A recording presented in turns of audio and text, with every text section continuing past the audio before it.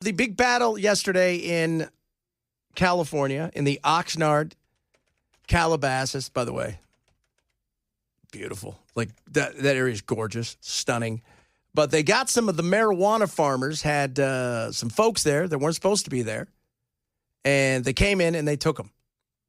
And then all hell broke loose. Listen to MSNBC, though. This is the perfect example of crazy. To do highly skilled labor. Marijuana? No. But highly backbreaking labor is a good way to describe what a lot of people do. This is highly skilled labor. It is not easy what these ag workers do. Can we put back up the images we're watching out of Oxnard? Because I want to talk to the fact that you may see these folks in the field, and they are members of families, and we've not heard those stories yet. But every one of those people has either a kid or a loved one whose parent or aunt or uncle is not coming home tonight. So remember that first and foremost.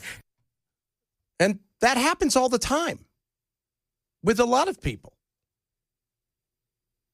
People this weekend will do something stupid. Maybe they're drunk in public, and they're going to get taken away, and that happens. But they're going to be separated, and all these things are going to happen. Yes, maybe that's true. And maybe they're not only going to be separated, but they're going to be sent back to wherever they came from, or Sudan, which is always apparently the third option. Seems to be the option that everybody's going for. Who knows? But they act like, oh, that's never happened before in the history of histories. No, it happens.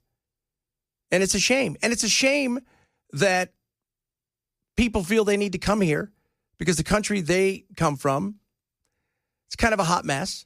And some of that, by the way, I'm going to raise our hands, some of that's our fault. We have meddled in a lot of places, and things didn't really work out the way we thought, kind of like a science project, and we're like, oh.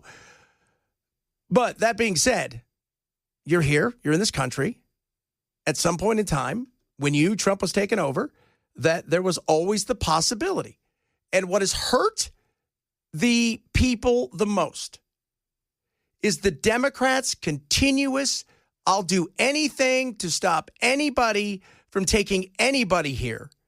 And they'll go out there, and even the worst, no, you can't touch them. And by doing that, you leave them no other option. You know, I kept saying, if they would have participated, ICE, and I'm talking about not police catching people, any of that stuff. Hey, you guys have somebody who is wanted. There's a red notice for him, whatever it is. That makes it seem like they're probably some big assassin. But you know what I mean? And we've got him. We've got orders to remove. Can you hold him for us? We're going to pick him up. Okay. But instead, you're like, nope, we're going to do everything we can to protect groups of people, especially the bad ones who come in contact. And I've yet to meet a Democrat that isn't a Looney Tune that goes, oh, yeah, that's a good idea. Let's keep the worst here. No, they want them gone, too. And guess what? So do the people that are here illegally, whose only crime is they came here illegally. And so do the people that have come here legally and the people that are born here. Nobody wants bad hombres there. But they have made it their point that they're going to do everything in their power to fight this injustice. And by doing all of these things, what ends up happening? Well, this is what collateral damage looks like. This is it. Mayor Karen Bass. So the executive directive that I will be signing in a few minutes is to help the city family, to help the city workforce, to help the city departments and all of the general managers essentially develop preparedness plans that have specific protocols and that help city workers know how to address immigration officials should they approach a city department. So the executive... She is, first of all, she's just a hot mess. But so you're spending millions of dollars to do all kinds of things to protect people when what you should have done is cooperate. And by cooperating, guess what happens? Will some people get caught out of it? Yes. Is it horrible? Yes, because you know what? If we're honest, there's a lot of people out there you're thinking, that's really not. The whole thing with immigration, the battle that has gone on, and Democrats, this is your fault. People got fed up to here. If you guys could see us on Rumble and Twitter and YouTube and Facebook. I point my hand to the sky. They were fed up to here with allowing the entire world to come here with zero worry of being stopped and turned around. And the numbers swelled. And then all of a sudden it became everybody's problem and not just the states that are by the borders problem. And instead of going, you know what, we got to clean this up, but yes, let's get rid of the worst first. You're doing everything in your power to protect the worst, protect them all, because you feel like if you're going to take the worst, you're going to take them all. And so now you're forced to do what? They're forced to go to places and do raids. One of the things I would love to see them do, but they won't, is if you're really serious about this, and it's not just a show and a battle between Newsom and Trump, which I think some of it is, why aren't you going after all the employers? Because you know why? Because they're calling you. They're calling the White House. They're frustrated too. Their workers are scared. And I know what I hear all the time. Oh, Americans will take that job, and it's only 1% of the workforce. No, I've got all the numbers. We'll break it down a little bit because it takes a little bit longer. But you've allowed this stuff to happen, and now you're reacting to it. And you're, oh my God, what are we going to do? We got to teach all the nurses now how to do this. And it's crazy. This shouldn't be hard. But here's the other part of this.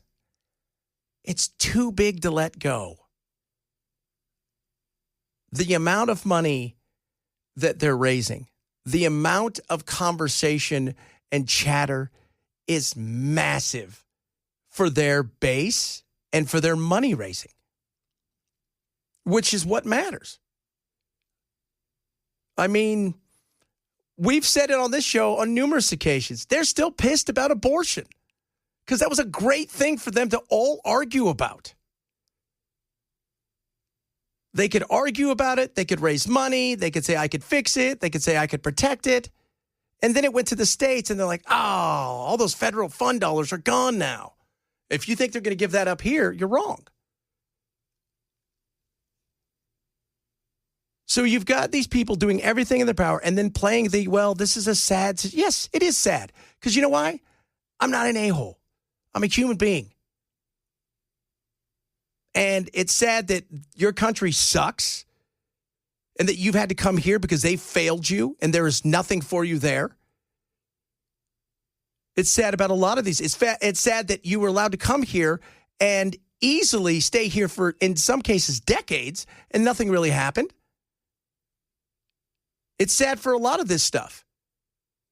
We should all be pissed off because and both sides have played the game. But you decided you were going to fight against this administration so hard rather than go, you know what, let's cooperate. Let's see what we can do to make sure that they only go after the worst first, and we can partner with them in that because we don't want them here, and you watch what happens. But instead, you decided, well, we're going to fight back, and the fight back is going to cost you. Second, to this question of those same individuals as labor, we are talking about half of America's farm workers who are undocumented. That could be upwards of 3 million people. The reason that Brooke Rollins, as the Secretary of Ag, is between and betwixt is because on one hand, she has the agriculture industry, who she represents in the United States government, saying, ma'am, please understand, we are not going to be able to get people their fruits and their vegetables at the prices they are accustomed to if you deport 3 million people, half of our workforce. And at the same time, she works for a president who has promised to tackle the affordability crisis, who doesn't want to see the price of those fruits and those vegetables go up because he supposedly cares so much about the working class man and woman, but at the same time has made a promise to deport all these folks that runs in direct contrast to his original promise. So, of course she's confused because the needs of her base constituency and the needs of the president, who demands absolute fealty, are in direct competition. I'm going to tell you this. She's wrong and in a lot of those things, because I think you'd be surprised about, well, the numbers, first of all, and Trump himself and how he feels about some of this stuff.